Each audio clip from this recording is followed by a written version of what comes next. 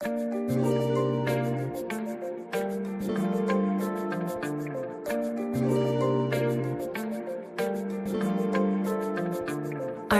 I.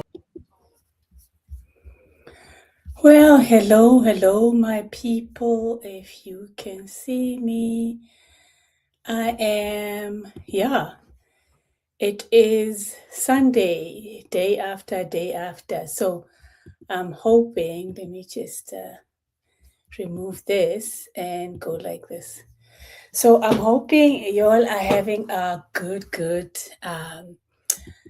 Sunday. As I said, it's a busy day. So let's start with let us begin with the topic of the day. And that is part two. And part two of the session is about Black tax South Africa versus Nigeria, right? Let's go ahead and start that. In part one, we spoke about what Black tax is about. Today, we're going to speak about, the difference, at least what I see is the difference between South African and, Nigerian Black tax. So just a quick recap on part one. Part one, the last time we spoke, part one was something simple. It was about, for many of us, at least the successful people, success doesn't mean progress in an African context. It means responsibility. When one person moves forward, others often move with them. So that is the definition of, in my view, of Black tax. So for those of you that are new, my name is Tumi, definitely Tumi for those that are close to my heart. We just got monetized, so thank you very much for your support. So let's get into it. So we spoke, at length, I think, in my last video about Black tax. Black tax is an expectation that when you're doing well, you will help carry family. That can look like paying for school fees, covering rent, supporting parents, helping siblings, or even contributing regularly to household needs. And it's, rarely formal. No one sends you a contract and says, this is an understanding between you and me. You're going to pay me at such and such a point. This is how much you will pay me. No. It doesn't work like that, right? And this conversation for me is very personal between Nigeria and South Africa because, for one, it really marks the knowledge that I've carried through. I've been married to a Nigerian for 10 years. So, yeah, my marriage is hitting the big milestone this year. And being part of that Nigerian family has given me insight into, how responsibilities flows, not just financially, right, but emotionally. I've seen how support becomes part of everyday life, not dramatic. It's not always discussed, just present, right?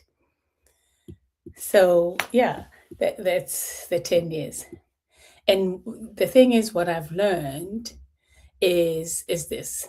Black tax exists across Africa. In fact, I think, to be fair, black tax has evolved. We can say brown tax because I think brown people do it as well. But for me, it's also it's more about, how do you support your extended family as a person of color, because we don't come, most of us, from uh, generational wealth, so to speak. But it doesn't come from the same place. So I think in South Africa, Black tax is deeply tied to history. For decades, apartheid restricted access to, land, to education, to wealth, mobility. So Today's success is often first generation. I can see now, like especially for my sisters, black ladies, colors and brown people, that you find that right now, it's starting to change slightly, because you see a lot of black women owning homes, one or two homes, paid for. Uh, so wealth wasn't always passed down. Support moves sideways. Instead of receiving stability, you become it. So when someone supports family, it's often about rebuilding what history disrupted. So in Nigeria, for one, the story is different. The roots are less about exclusion in the past and are more about uncertainty in the present. So it's about, let's survive right now. When systems are so unreliable, family becomes structure, you know, the safety net, the backup plan, the support system. So helping family isn't catching up, it's stabilizing. So in both countries, I believe people support family. They're responding to different pressures. In South Africa, black text often repairs the past. In Nigeria, black text often stabilize the present. Um, So, in seeing both, has reminded me sometimes what looks like culture is actually resilience.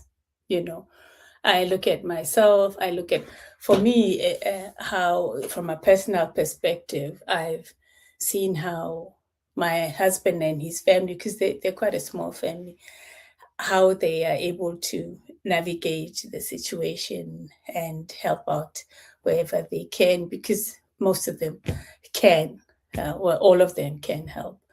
Whereas with myself and my family in South Africa, unfortunately, some people in my extended family still need that assistance. But for example, my mom, as I said, most women, at least I'm a Gen X, my mom is um, that generation that worked so hard, the baby boomers. So she's got her own house. She's quite a strong force. So I'm lucky that way. But in both sides, there isn't that pressure to, when you succeed, you've got to look back. But uh, for me, it's all about, Ubuntu across Africa, across, and it's also, I mean, I'm not familiar with the white culture, but I'm sure there is that now, that there are challenges economically everywhere in the world. So I won't speak for what I know, but I've seen what I know from my point of view. Is that there is the resilience part. It's always about resilience. It's about helping. It's about always looking back. Some people way back, others maybe not so much. So, guys, I think that's my thoughts for part two. The behavior.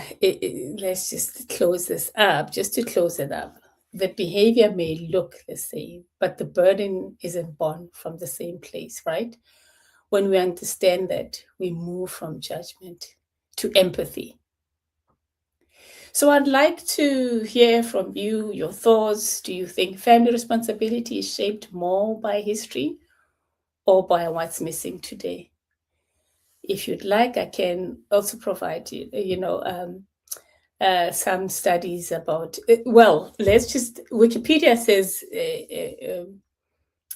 black text originated from South Africa. I beg to differ. They link that to apartheid, but I think it's been there by the people of color, my people.